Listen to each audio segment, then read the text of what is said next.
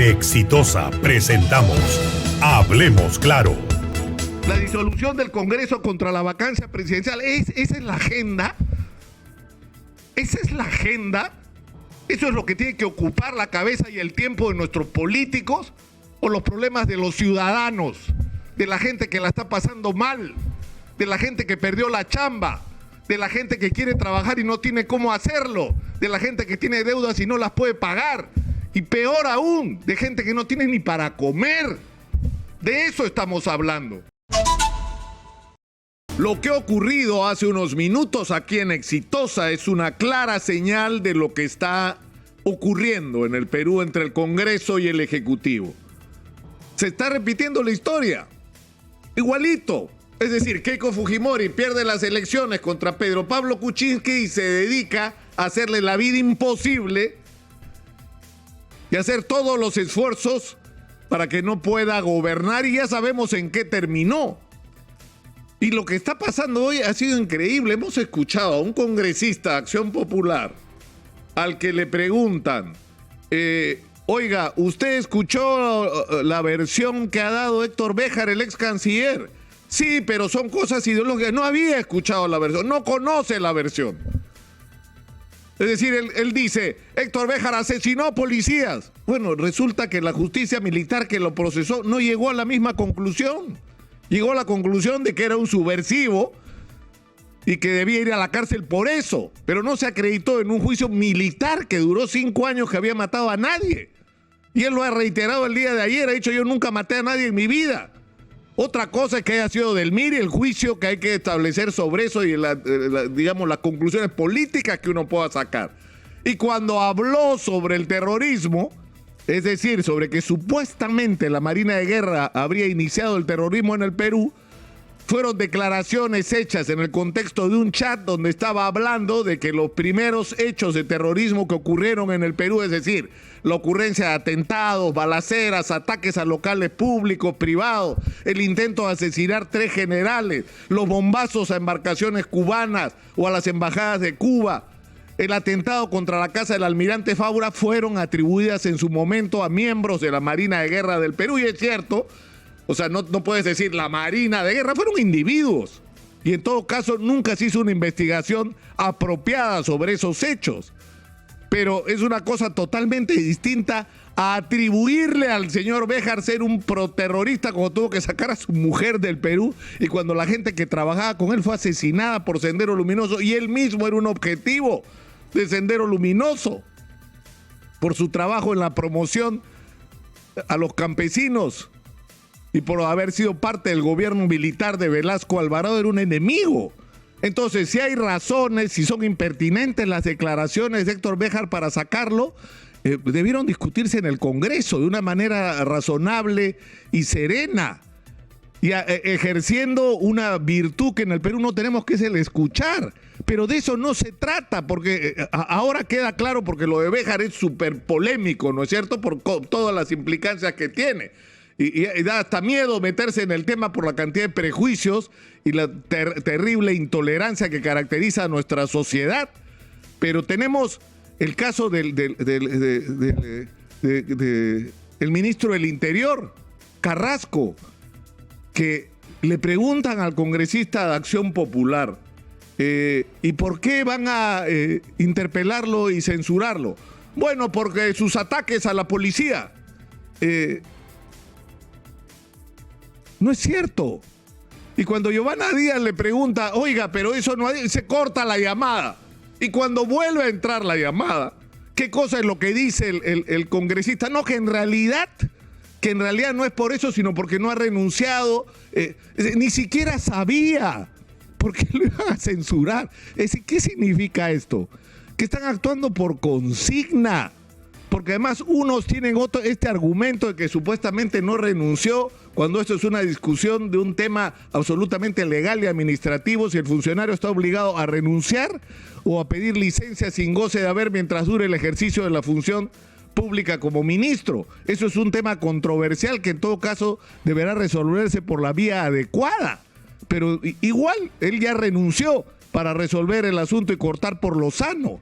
Pero el otro argumento que se está usando contra Carrasco es increíble. Es un fake news que dijo que la policía había decidido, es decir, y no se ha dicho quién, porque tendría que ser el general Cervantes, tendría que ser el jefe de inspectoría, tendría que ser el propio ministro del Interior, los que han ordenado que se haga una auditoría contra la DIRCOTE, supuestamente por la investigación que ha abierto la Fiscalía, porque no es la DIRCOTE la que ha abierto la investigación sobre Vladimir Cerrón y Guido Bellido, por las declaraciones de un señor apodado Sacha, y que no es tomado en serio en nada que tenga que ver con Sendero Luminoso, porque es simplemente un aventurero, pero en fin, eso no importa. Lo cierto es que no es la policía la que ha acusado a Guido Bellido o la que ha decidido abrir una investigación, ha sido el Ministerio Público. Eso denota simplemente ignorancia de quienes están sosteniendo esta versión, pero no es cierta la versión. ¿Por qué? Porque la auditoría, la policía, como lo ha dicho la propia policía, como lo ha dicho la propia gente de DIRCOTE, es un procedimiento absolutamente regular, que se ha hecho no a la DIRCOTE, a toda la policía. La primera quincena del mes de agosto, todas las direcciones de la policía han sometido a esa auditoría, que no tiene nada que ver con las investigaciones que realizan las direcciones de la policía, sino tiene que ver con el manejo de recursos materiales y humanos, con el manejo adecuado y correcto de sus recursos. Es un procedimiento no solamente legítimo, sino necesario, y no solo en la policía, en todas las instituciones. Entonces no es cierto que se ha organizado una auditoría contra la DIRCOTE, es mentira. Entonces, es increíble que se construya la agenda del Congreso de la República en base a un fake news. Es increíble. Pero ¿cuál es la conclusión? ¿Cuál es el destino de todo esto? ¿Cuál es el objetivo de todo esto? Lo primero que queda claro es no solamente que hay congresistas que no califican y que no deberían estar ahí, porque uno los escucha y no entiende qué diablos hacen en el Congreso, y en segundo lugar que están actuando por consigna, que ni siquiera saben por qué van a censurar a un ministro. Lo importante es que su jefe ya decidieron la censura, porque es una estrategia de hacer ingobernable el Perú. Y eso es absolutamente irresponsable, porque no se dan cuenta que el daño no se lo están haciendo a Pedro Castillo, que obviamente, lo hemos dicho acá y claramente, ha cometido errores. Ha puesto en cargos públicos a personas que no estaban calificadas y las tiene que sacar, y han respondido de manera positiva. Las han sacado y la Contraloría está interviniendo. Y esa es la manera en que hay que hacer las cosas, no ahora, siempre. Siempre. Y es más, hay que ir más lejos que eso. Hay que acabar con el perverso sistema de los puestos de confianza. En el Perú tiene que imponerse la meritocracia, que las personas que asumen una función pública lo tienen que hacer porque llegaron ahí después de haber recorrido un largo camino de experiencia y de calificación profesional, que son los mejores para ejercer el cargo, y no porque son los amigos de los que ganaron las elecciones, o porque los que ganaron las elecciones le deben algo porque los apoyaron en la campaña. Pero en fin, a lo que voy es que no puede ser que estemos en una situación donde la estrategia de la oposición en el Congreso es hacerle la vida a cuadritos al gobierno, asfixiarlos con citaciones a los ministros al Congreso, plantear interpelaciones y hasta votos de censura que no tienen ningún sentido ni sustento y que tienen como único objetivo hacer, insisto, el Perú ingobernable. ¿Y qué creen? ¿Que le están haciendo daño a Pedro Castillo? Le están haciendo daño al Perú. El dólar está disparado por el clima de inestabilidad política que estamos viviendo, y lo que deberían estar buscando, comenzando por la presidenta del Congreso y por los líderes de todos los partidos políticos, es buscar puentes para buscar entendimientos y para que las cosas que se hagan en el Perú son las que se tienen que hacer. Tenemos la pandemia encima, por Dios, la tercera ola.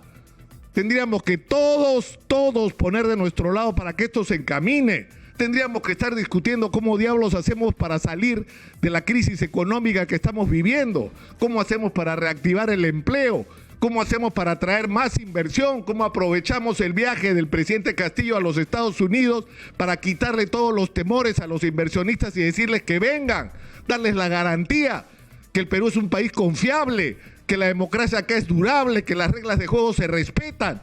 Eso es lo que deberíamos estar discutiendo. Porque ¿a dónde nos lleva el otro camino? ¿Qué cosa es lo que va a pasar? Se van a abstener en el voto de confianza, y eso es no darle el voto de confianza. Y vamos a entrar otra vez en el trompo de que como no se da el voto de confianza, entonces el gobierno legítimamente, es decir, tiene que renunciar el gabinete. Y si hay 2 votos de confianza negativos, el gobierno tendría derecho, el Ejecutivo, a plantear la disolución constitucional del Congreso, y tendría que haber elecciones al Congreso, elecciones al Congreso. Eso es lo que necesitamos, hacia eso es hacia donde vamos. Y después de eso, ¿qué viene? La vacancia presidencial, la disolución del Congreso contra la vacancia presidencial. Esa es la agenda. Esa es la agenda. Eso es lo que tiene que ocupar la cabeza y el tiempo de nuestros políticos, o los problemas de los ciudadanos, de la gente que la está pasando mal, de la gente que perdió la chamba, de la gente que quiere trabajar y no tiene cómo hacerlo, de la gente que tiene deudas y no las puede pagar, y peor aún, de gente que no tiene ni para comer. De eso estamos hablando. Y es absolutamente irresponsable que ese sea el comportamiento. Entonces, con la misma severidad que le hemos exigido al gobierno que actúe con responsabilidad con respecto a los nombramientos, que las personas que tienen que ser convocadas no tienen que ser convocadas por razones políticas, sino por razones de sus calificaciones para el ejercicio de la función. El aparato del Estado peruano tiene que ser dirigido por los mejores para hacerlo. Con esa misma severidad le reclamamos al Congreso de la República que se sintonice con la necesidad de actuar como las circunstancias nos exigen. No es tan difícil. Hay montones de temas básicos y claves para la vida de los peruanos donde puede haber acuerdos, y hay que buscarlos, encontrarlos y ponerlos en práctica. Esa es la agenda nacional: derrotar a la pandemia y resistirla y reactivar la economía peruana. Por Dios, alguna vez pónganse a la altura de las circunstancias que la historia exige. Hablemos claro.